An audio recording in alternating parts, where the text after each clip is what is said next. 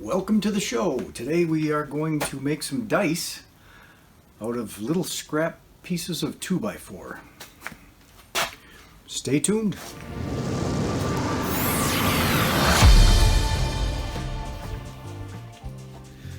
First, I went over to my pile of scrap wood and grabbed a little pile of 2x4s and brought them over to my table saw.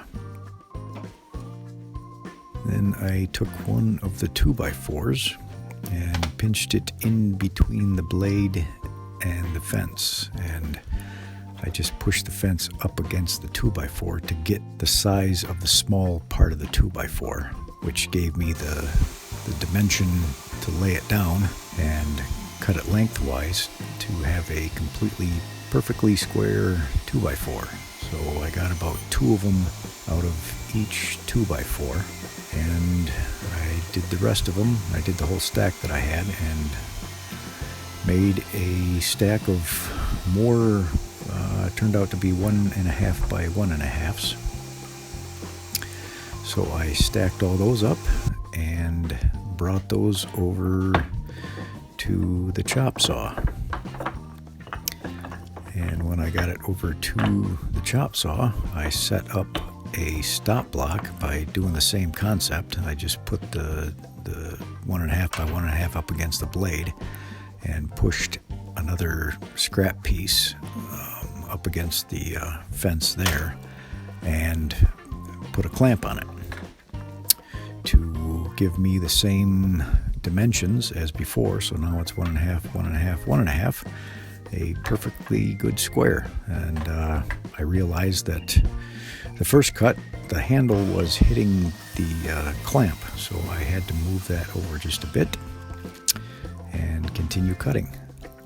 So I took that stack and I cut a whole bunch of square 1.5 by 1.5 by 1.5 squares.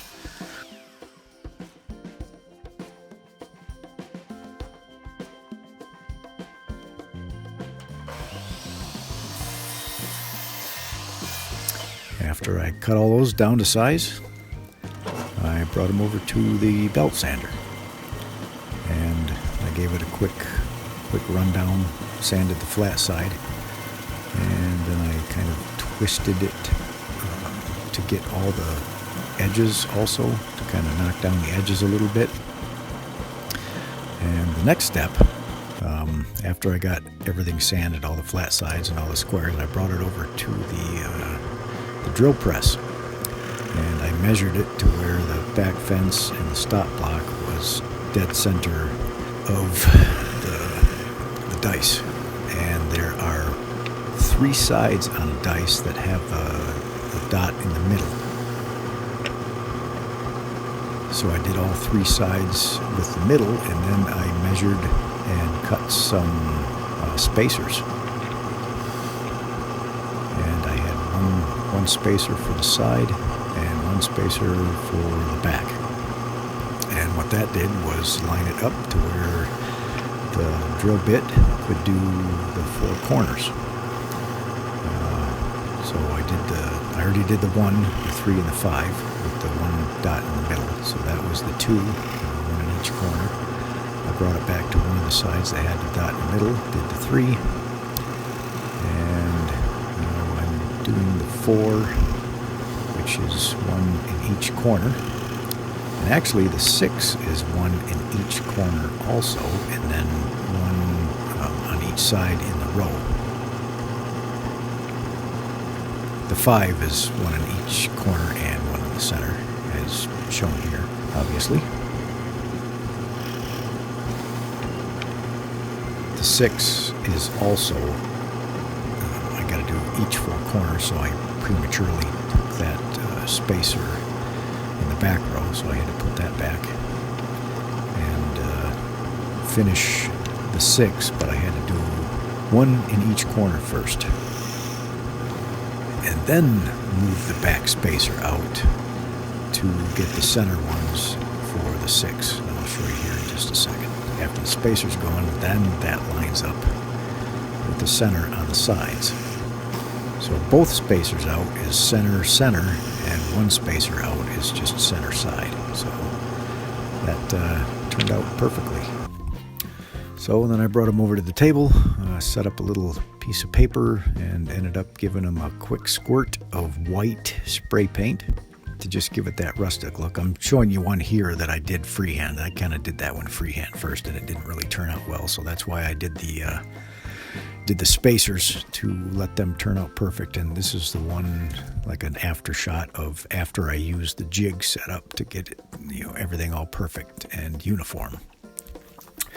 Next step was taking a little paintbrush and painting all the little holes in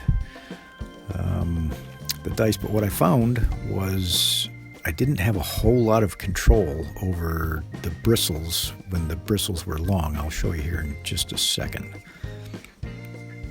Right here, to where I found that painting the centers, there's too much bristle, so it kind of spilled over the edge just like that. So what I had to do was take some scissors and chop down the bristles just a little bit. And I found that after I chopped the bristles down, I had a lot more, it was better control over the paint with the bristles, as shown here, to where you just stick it in there and give it a little twist.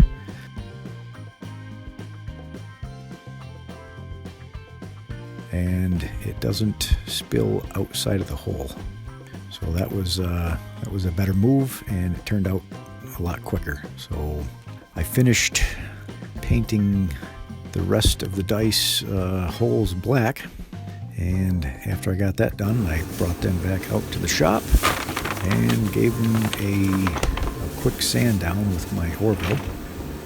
That served a couple purposes. One was to sand the black out of the ones that kind of spilled out of the holes, and the white kind of marred up a little bit to give it that rustic look.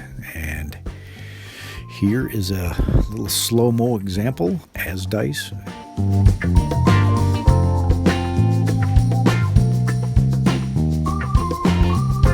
And there you have it, turning little scrap 2x4s into dice. You can either do a little bit of color into them, or you can just leave them blank.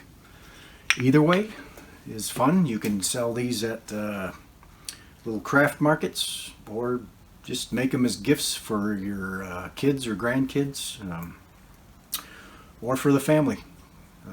Either way, they're fun little projects. So if you like the content, you know what to do.